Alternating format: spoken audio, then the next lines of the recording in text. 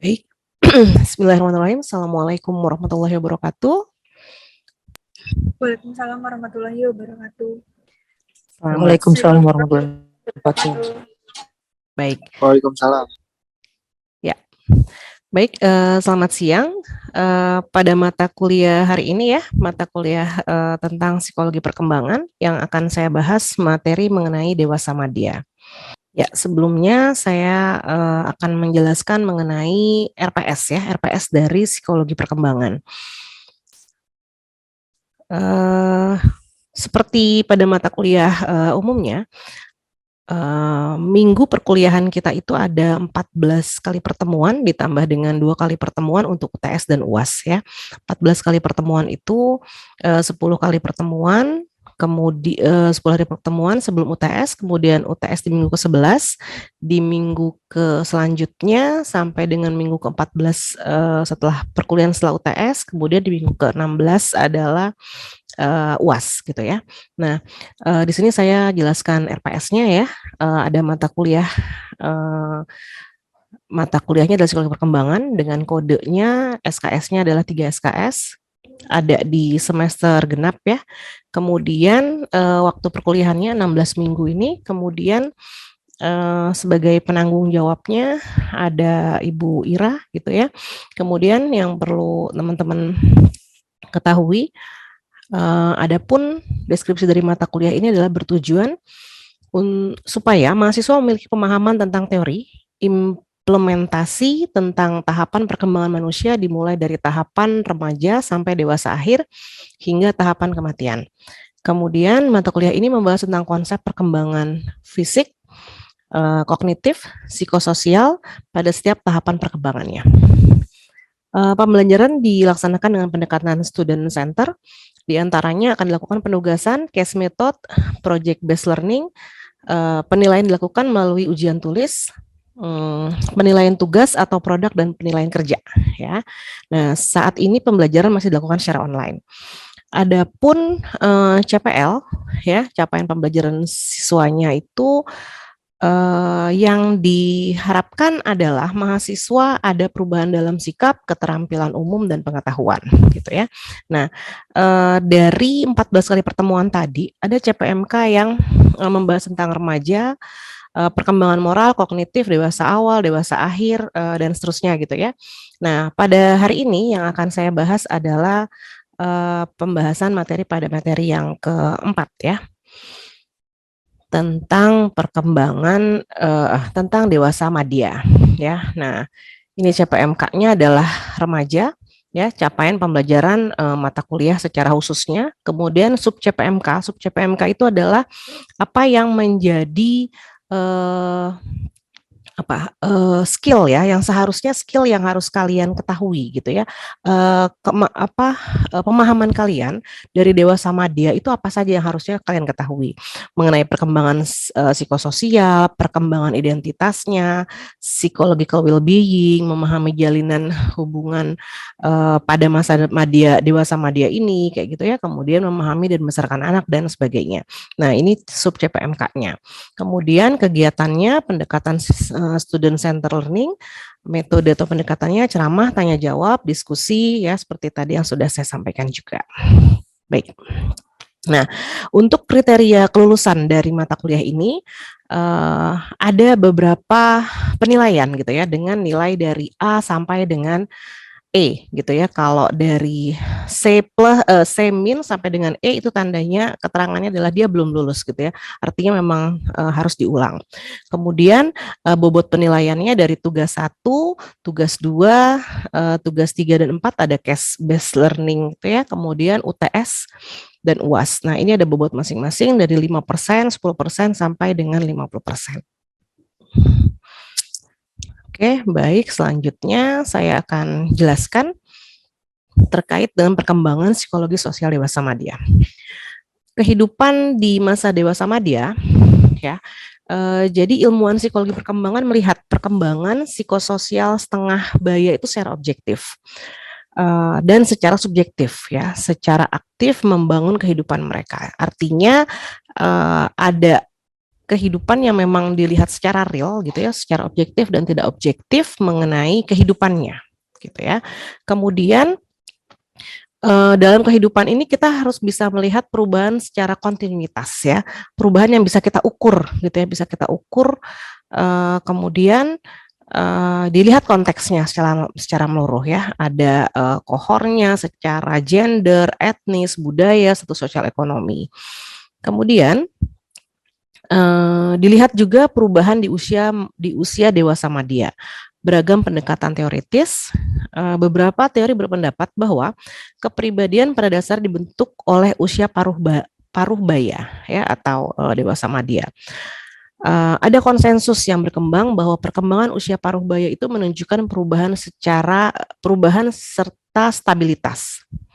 Kemudian para ahli dari psikologi Rogers dan Maslow menyebutkan bahwa usia paruh baya adalah sebuah peluang perubahan yang positif gitu ya. Artinya di masa usia paruh baya itu adalah adanya perubahan yang memang akan menjadi stabil gitu ya, akan menjadi stabil di masa paruh baya ini gitu. Kemudian menurut Maslow, realisasi potensi manusia yang disebut dengan aktualisasi diri hanya bisa hanya bisa dengan datang pada masa kedewasaannya dia gitu ya. Kemudian Rogers berpendapat bahwa manusia berfungsi secara penuh membutuhkan proses seumur hidup untuk membawa keselarasan dan pengalaman. Nah, jadi maksudnya di masa dewasa ini gitu ya, di masa dewasa ini mereka orang dengan masa kedewasaannya ini dia akan dapat mengaktualisasikan dirinya gitu ya. Dia bisa mencapai pada masa kedewasaannya kayak gitu. Kemudian ya memang yang dia lakukan itu adalah sebuah proses gitu ya, sebuah proses sampai dia menghadapi proses kehidupannya dan pengalaman-pengalaman yang memang dia hadapi seperti itu ya. Kemudian ada beberapa hal yang penting ya dari proses masa kedewasaan ini. Ada krisis dewasa madya. Apa biasanya krisis yang dihadapi pada mereka di masa usia dewasa madya ini gitu ya? Krisisnya sebenarnya adalah krisis yang normatif gitu ya. Biasanya dipicu pada pengalaman masa lalu gitu ya. Pada pengalaman masa lalu, kemudian biasanya terjadi pada awal pertengahan di usia 40-an. Seperti itu. Ini yang menjadikan dia sebagai krisis gitu ya. Jadi kalau memang dia itu tidak ya ada permasalahan gitu ya, ada permasalahan, kemudian dia akan mengevaluasi sebenarnya. Tapi apakah evaluasinya itu menjadi hal yang positif atau tidak, itu kembali kepada si dewasanya kayak gitu ya. Nah, kemudian pengembangan identitas. Meskipun Erikson mendefinisikan pembentukan identitas menjadi perhatian utama remaja, karena identitas akan terus berkembang, gitu ya. Beberapa ilmuwan perkembangan melihat proses pembentukan identitas sebagai masalah utama kedewasaan, gitu ya. Artinya, memang pencarian identitas itu ada di masa usia remaja, gitu ya. Tapi ternyata itu sangat berpengaruh pada kedewasaan mereka, gitu ya. Kedewasaan mereka. Jadi pembentukan identitas dia itu di masa remaja akan menentukan masa ketika dia akan masuk di tahapan usia dewasanya seperti itu ya. Nah, ada Susan Krauss-Whitbrown, dia menyebutkan ada proses identitas. Menurut teori proses identitas South Krauss-Whitbrown, identitas terdiri dari akumulasi persepsi tentang diri, karakteristik fisik yang dipersepsikan, kemampuan kognitif, dan ciri-ciri kepribadian. Saya sensitif, saya keras kepala gitu ya. Artinya memang ada proses gitu ya. Menurut South Cross-Whitbrown itu ada proses yang dilalui oleh seseorang sampai dia mencapai pada masa dewasanya kayak seperti itu ya. Hingga disebut menjadi sebuah skema identitas.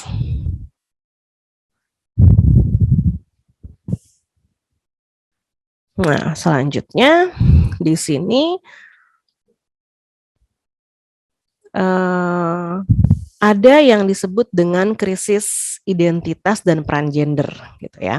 Nah, kalau teman-teman ketahui gitu ya, biasanya teman-teman mungkin sudah umum sekali mendengar apa yang disebut dengan identitas gender, krisis identitas gitu ya. Nah, di sini disebutkan oleh Joe Selson tahun 2003, identitas itu terkait erat dengan peran dan komitmen sosial gitu ya. Mengubah peran dan hubungannya di usia paruh baya dapat mempengaruhi identitas gendernya. Jadi artinya memang uh, identitas gender itu akan menentukan gitu. Dia seorang laki-laki atau perempuan, kemudian dia bertanggung jawab. Kalau dia sebagai seorang perempuan, dia bertanggung jawab. Kalau dia sebagai seorang ibu gitu ya, sebagai seorang mahasiswa gitu, itu ada identitas gender yang memang melekat menjadi tanggung jawabnya dia, seperti itu ya. Kemudian, nah ini akan mempengaruhi ya gendernya mempengaruhi dengan tingkah lakunya dia. Seharusnya seperti itu yang terjadi. Nah, pembahasan selanjutnya mengenai psychological well-being ya, kesejahteraan psikologis, kesehatan mental yang positif. Emosionalitas dan kepribadian terkait dengan kesejahteraan psikologis gitu ya. Pasti ya, emosi dan kepribadian kita itu sangat erat hubungannya dengan psychological well-being gitu ya, kesejahteraan psikologis kita. Apa sih sebenarnya psychological well-being itu? Psychological well-being itu sebenarnya adalah kebahagiaan gitu ya, kebahagiaan. Bagaimana kita bisa mencapai pada kebahagiaan yang hakiki gitu ya, yang kita mengharapkan. Tapi kebahagiaan yang seperti apa? Banyak orang yang bilang kebahagiaan itu sederhana gitu ya. Tapi kita harus bisa menentukan nih, apa sih yang bisa membuat kita itu lebih bahagia dengan apa-apa yang kita lakukan kayak gitu ya. Nah, kebahagiaan ini sangat bergantung kepada kesehatan mental kita gitu ya, dan akan berpengaruh pada penyakit mental kita. Kemudian kesehatan mental yang positif, yang negatif itu mempengaruhi kesejahteraan psikologis kita, ya, rasa sehat dalam diri kita, seperti itu ya, kebahagiaan, dan itu semua harusnya bisa kita evaluasi untuk melihat bahwa apa sih yang seharusnya bisa kita lakukan supaya kita bisa mencapai kebahagiaan tersebut. Nah, bagaimana hubungan seseorang gitu ya di masa usia dewasa madya ini? Sulit untuk menggeneralisasikan arti hubungan usia dewasa madya ya. Nah, makanya ada teori gitu ya yang ingin menjelaskan bagaimana hubungan mereka gitu ya, hubungan dia dengan orang lain gitu ya, dengan orang lain dengan teori ini ya, teori konvoi sosial dari Kahn, dari Antonocci, dan teori selektivitas emosional Katzen ya. Menurut kedua teori tersebut, dukungan sosial emosional merupakan elemen penting dalam interaksi sosial di usia parubaya gitu ya. Nah, ini hubungan ini adalah interaksinya orang dewasa awal ini dengan orang di sekitarnya.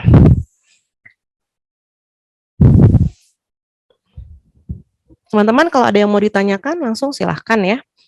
Nah, ini yang perlu diketahui. Apa sih yang dimaksud dengan teori konvoi sosial ya? Teori konvoi sosial itu adalah orang-orang menjalani kehidupan yang dikelilingi oleh sosialnya dia, oleh lingkungannya dia gitu ya, oleh teman-teman dekatnya, anggota keluarganya gitu ya, dan termasuk tingkat kedekatannya.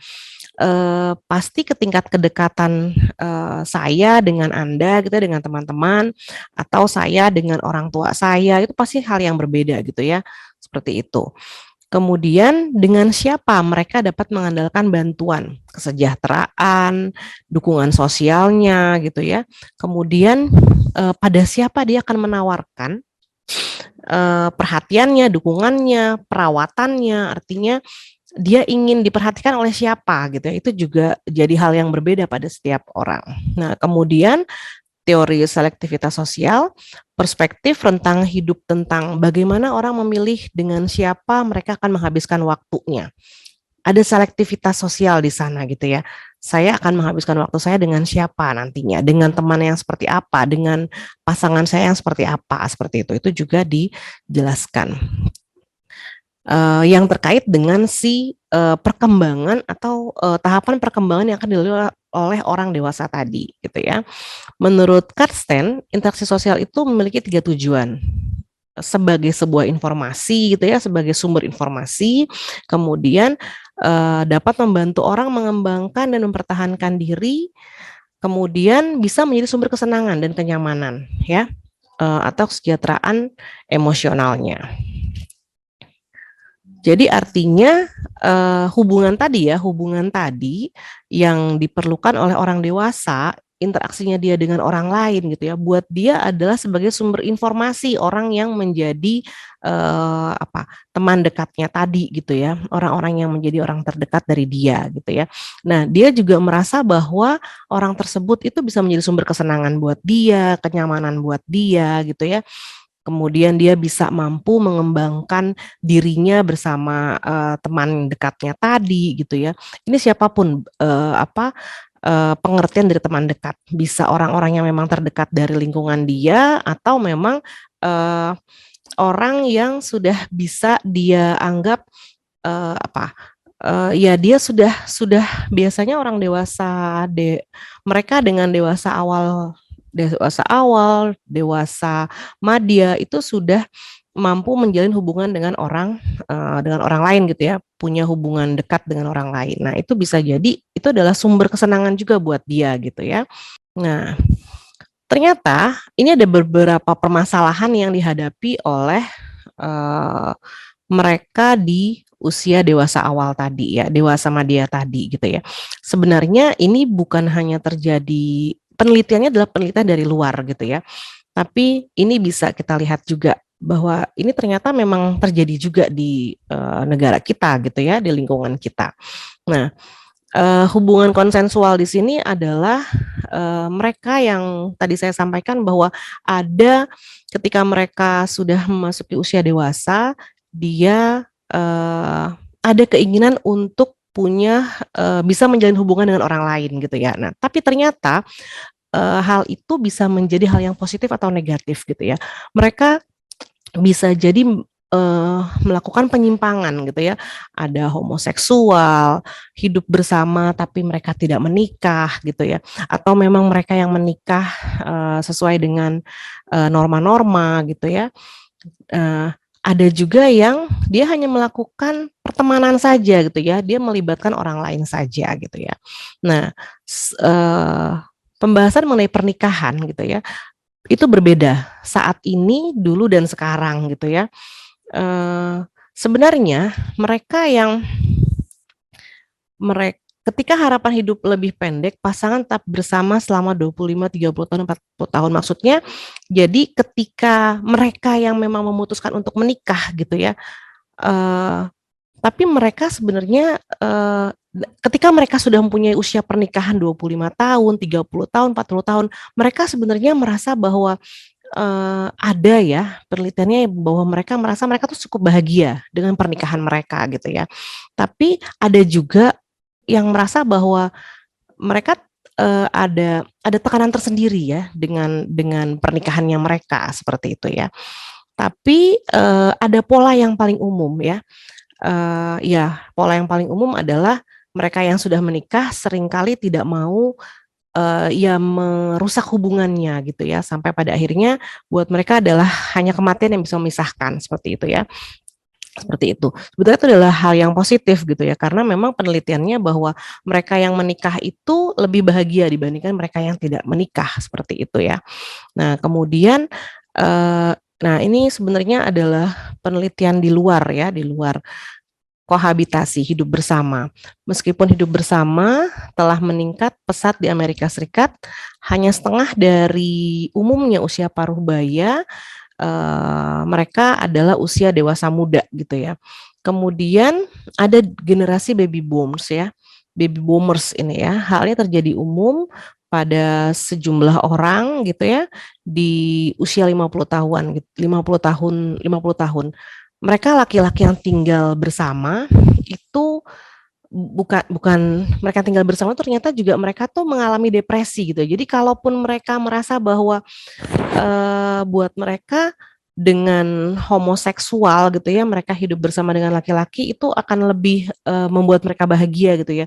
Ternyata enggak gitu. Itu malah banyak menimbulkan permasalahan sebenarnya ya, dibandingkan dengan yang memang perempuan suka dengan perempuan dan dia tinggal bersama gitu ya. Mereka merasa bahwa ada hal lain gitu, ada hal lain yang dirasa bahwa itu lebih membuat dirinya lebih positif seperti itu. Ya, ini penelitian di luar ya, memang tidak bisa dihindari bahwa kita memang banyak menggunakan penelitian-penelitian dari luar. Nah, perceraian. Nah, jadi tadi sudah dibahas mengenai beberapa hal terkait dengan pernikahan gitu ya, dengan pernikahan. Dewasa awal yang ada apa saja sih gitu ya permasalahan-permasalahan yang muncul di dewasa awal gitu. Nah, tadi mengenai hubungan konsensualnya gitu ya, mereka yang menikah, mereka yang sekarang ada perceraian, gay, lesbi segala macam. Nah, di perceraian itu umumnya gitu ya di dewasa madya, apabila terjadi pada dewasa madya tadi, mereka mengalami traumatis gitu ya, mereka mengalami traumatis. Kemudian pada surveinya Asosiasi Pensiunan Orang Amerika tentang pria dan wanita yang telah bercerai setidaknya sekali dalam usia 40, 50, artinya gini. Jadi di dalam asosiasi ini diadakan survei. Mereka yang pernah bercerai di usia 40 tahun, 50 tahun atau 60 tahun gitu ya. Mereka sebenarnya merasakan bahwa mereka tuh hancur secara emosional gitu ya. Hancur secara emosional. Nah, hal ini lebih berat dibandingkan mereka harus keluar dari pekerjaan. Jadi kalau dia berhenti dari pekerjaan itu sebenarnya bukan hal yang sangat membebani dirinya dia gitu ya. Emosionalnya tidak begitu terganggu gitu. Tapi ketika mereka menghadapi permasalahan mereka bercerai dengan pasangan itu sangat mengganggu dia seperti itu. Ya. Dan banyak juga yang mengalami penyakit yang serius gitu ya. Nah, tadi yang saya sampaikan juga bahwa memang mereka yang menikah itu ternyata memang lebih bahagia gitu ya. Kayak gitu. Kemudian di midlife-nya tampaknya sangat sulit bagi wanita yang lebih banyak dipengaruhi secara negatif dan perceraian pada usia berapapun dibandingkan dengan wanita ya. Ya ini penelitiannya bahwa di pertengahan kehidupannya gitu ya si perempuan itu akan lebih mengalami kesulitan dan perempuan itu akan lebih sangat depresi gitu ya dengan perceraian. Kemudian hubungan gay dan lesbian tumbuh pada masa homoseksual kemudian dianggap sebagai penyakit mental. Kaum homoseks cenderung terisolasi tidak hanya dari komunitas yang lebih besar tetapi juga dari satu sama lain. Salah satu faktor yang tampaknya mempengaruhi kualitas hubungan pada kaum gay dan lesbian adalah apakah mereka telah menginternalisasi pandangan negatif. Artinya yang menjadi beban sebenarnya buat mereka sendiri si gay atau si lesbi tadi, mereka seringkali tidak paham gitu ya. Apakah ini akan menjadi buat mereka tuh jadi sebenarnya tidak peduli gitu ya dengan pandangan negatif tentang homoseks. Nah, sebenarnya itu juga membebani dia gitu ya. Walaupun kita melihatnya sepertinya tidak bermasalah kayak gitu ya. Nah, kemudian masalah pertemanan ya. Kualitas pertemanan pada paruh baya ini pada tahapan di sini ya seringkali menutupi kekurangan waktu yang dihabiskan. Terutama selama masa krisis ya, masalah perceraian tadi atau masalah-masalah yang lain yang terkait dengan hal yang dia menjadi tua gitu ya, kemudian berpengaruh pada dukungan emosionalnya, pada kenyamanannya, persahabatannya yang seperti itu. Nah, selanjutnya hubungannya dia dengan anak-anak. Jadi ketika mereka sudah menikah, kemudian mereka berinteraksi dengan anaknya gitu ya, atau mereka belum menikah gitu ya. Nah, mereka ada beberapa permasalahan yang dia dihadapi gitu ya.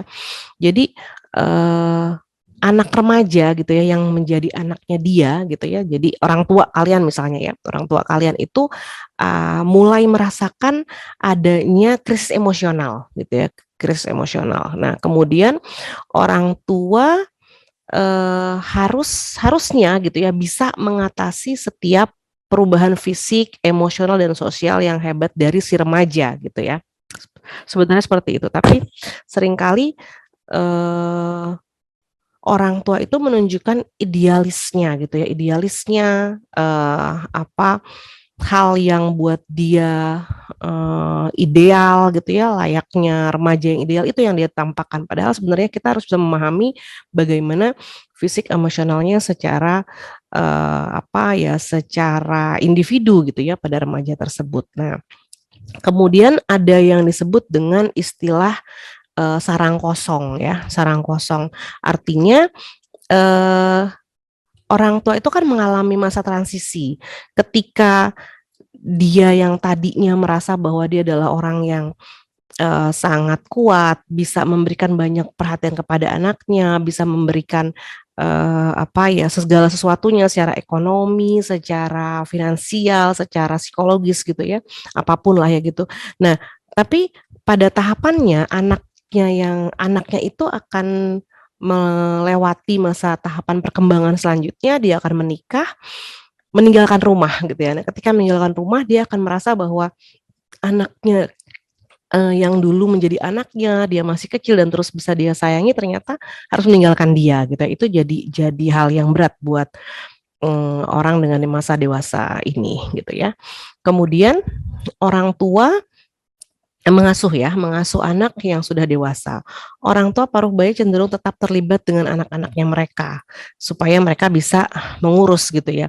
Adapun konflik yang terjadi seringkali sebenarnya yang diperlukan adalah perhatian ya, perhatian orang tua seperti itu. Kemudian ada juga yang disebut dengan istilah sarang berantakan gitu ya.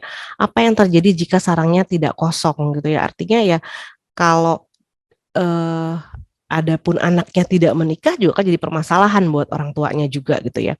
Ya, ataupun dia menikah tapi ternyata bermasalah dengan pasangannya itu juga jadi permasalahan buat si orang tuanya gitu ya. Nah, ini jadi sindroma pintu berputar. Artinya ya berputar aja permasalahannya di sana gitu. Jadi fenomena yang bumerang buat orang tua, buat anaknya gitu ya. Ya buat hal-hal yang semua terkait di dalamnya kayak gitu ya. Selanjutnya, oke, terakhir. Iya, saya bahas dulu sampai sini ya terkait dengan masa dewasa madya ini. Apa teman-teman ada yang mau ditanyakan terkait dengan pembahasan ini atau pengalaman-pengalaman kalian terkait dengan pembahasan saya? Mau nanya, Bu. Ya, silakan Syarah. Jadi umur 40 sampai 60 tahun itu kan dikatakan fase dewasa awal atau madya. Nah, apakah hal tersebut mempengaruhi mental, sifat, dan sikap seseorang? Jika iya, mengapa banyak orang dewasa yang masih mempunyai pemikiran atau perilaku seperti anak kecil? Ya, baik. Itu aja. Ya. Satu lagi, jadi yang dapat disebut dewasa itu umurnya atau pemikirannya? Oke, Sudah, baik. Ya, gini. Tadi kan sempat dibahas mengenai terkaitannya dengan pembentukan identitas diri di masa usia remaja tadi ya. Jadi kalau memang dia ada permasalahan ketika pencarian identitasnya di usia remaja, itu akan berpengaruh pada usia dewasa awalnya dia gitu ya. Itu akan menjadi pengaruh gitu. Nah, jadi kalau memang dia tidak pernah diberikan arahan yang baik gitu ya dari orang tuanya, lingkungannya gitu ya, yang bisa mendewasakan dia, yang bisa ikut membantu identitas mana yang sebenarnya bisa dia pegang atau bisa lebih cocok dengan dirinya dia gitu ya, cocok dengan lingkungan dia, dengan orang-orang yang memang berpengaruh sama dia gitu ya, dalam bersikap kayak gitu ya. Nah, itu akan baik di masa usia dewasanya nanti seperti itu. Tapi ketika dia masih mengalami permasalahan di masa usia remaja tadi dalam pencarian identitas, itu akan berpengaruh di usia dewasanya seperti itu. Nah, itu aja ya teman-teman ya. Baik. Cukup ya teman-teman.